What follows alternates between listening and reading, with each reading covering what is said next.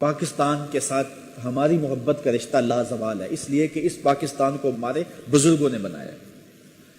کچھ لوگ کرائے کے مکان میں رہ رہے ہوتے ہیں اور کچھ لوگ اپنا بنا کے گھر رہ رہے ہوتے ہیں۔ تو جو کرائے کے مکان میں رہ رہے ہوتے ہیں تو وہ مکان کے ساتھ جو سلوک کرتے ہیں وہ کسی سے مخفی نہیں ہوتا۔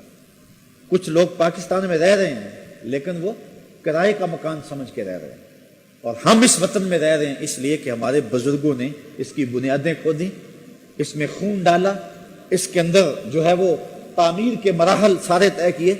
اس لیے یہ پاکستان ہمارے بزرگوں کی محنتوں کا ثمر ہے، اور پاکستان کو تھوڑی سی بھی آنچ آنے لگتی ہے تو ہم بے چین ہو جاتے ہیں، اس لیے کہ یہ پاکستان ہمارے اسلاف نے بنایا۔ کاش کہ اس وقت جو سیاسی جنگ و جدل کا ماحول ہے یہ سمجھ جائیں کہ یہ پاکستان کتنے جتن سے اور کتنی محنتوں سے بنایا۔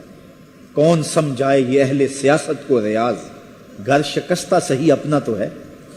یہ اپنا گھر ہے ہمارا، ہمارے بزرگوں نے اس کو خون دے کے 10 لاکھ شہیدوں کا خون پاکستان کی بنیادوں میں پڑا ہے۔ 1 کروڑ سے زائد لوگوں نے ہجرت کر کے جو ہے وہ اس ملک کو قربانی دے کر کے جو ہے اس ملک کی آبیاری کی ہے۔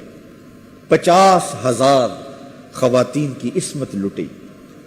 وہ منظر کتنا دردناک تھا کہ جب سکھ جو ہے وہ آگے بڑھ کے کسی عورت پہ حملہ آور ہوتے اور وہ اپنی عزت بچانے کے لیے کنویں میں چھلانگ لگا دے۔ اللہ اکبر۔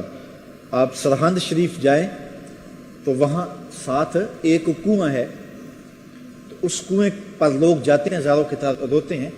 اس کنویں کے بارے میں مشہور یہ ہے کہ اپنی آبرو بچانے کے لیے اس کنویں کے اندر سید زادیوں نے چھلانگیں لگائی تھی۔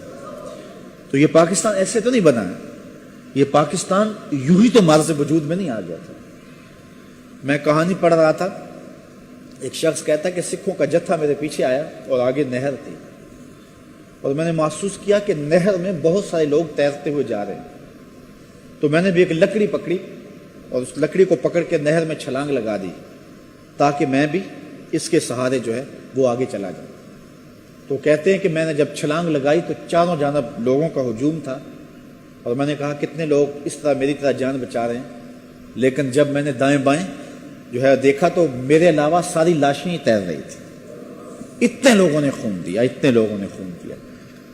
تو پاکستان اس لیے ہمارے بزرگوں نے نہیں بنایا تھا کہ بن جائے نشیمن تو کوئی آگ لگا دے۔ تقدیر نے اس لیے تنکے نہیں چنوائے تھے۔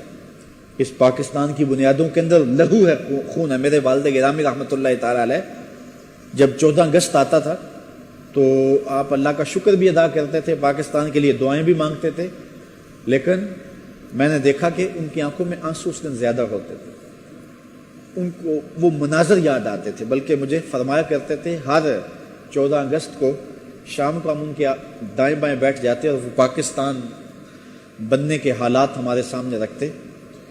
تو ایک مرتبہ ہمارے گھر میں ایک خاتون تشریف لائیں تو بڑی گرم جوشی کے ساتھ بزرگوں نے اس کو بٹھایا، استقبال کیا۔ تو بعد میں ہم نے پوچھا تو فرمانے لگے کہ یہ خاتون وہ ہے کہ اللہ نے مجھے سعادت دی کہ اس کی زندگی میں نے بچائی تھی۔ کہا کہ اس خاتون کے پیچھے سکھ جوان دوڑے اور یہ مکان کی چھت پہ چڑھ گئے، اور سکھ پیچھا کرتے ہوئے وہاں پہنچے تو اس نے گلی میں چھلانگ لگا دی، تو اس کی ٹانگیں ٹوٹ گئیں۔ فرماتے میری والدہ بیمار تھی اور بوڑھی تھی، میں ان کو کندھوں پہ اٹھا کر کے گلی سے نکل رہا تھا تو یہ راستے میں رو رہی تھی، اور مجھے کہنے لگی کہ پاجی میرا کی بنے گا؟ تو فرماتے ہیں کہ میں نے کہا کہ تجھے میں انشاءاللہ پاکستان لے کے جاؤں۔ تو فرماتے ہیں میرے والد گرامی کہ میں پھر 1.5-2 کلومیٹر ایک جگہ پہ اپنی والدہ کو بٹھایا اور پھر دوبارہ آیا، اور اس خاتون کو میں نے کندھوں پہ اٹھایا، اور جہاں والدہ بیٹھی تھی وہاں اس کو بٹھایا، پھر والدہ کو اٹھایا اور 2 کلومیٹر آگے چھوڑا، پھر پیچھے اس کو لینے آیا۔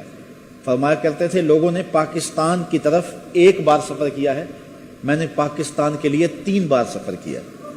1 بار جاتا تھا، پھر آتا تھا، پھر آتا تھا، اور اس طرح جو ہے وہ پاکستان اس خاتون کو میں نے پہنچایا، اور وہ بہت زیادہ تشکر کے جذبات تھے اور ماضی کی یادوں کا ذکر ہو رہا تھا۔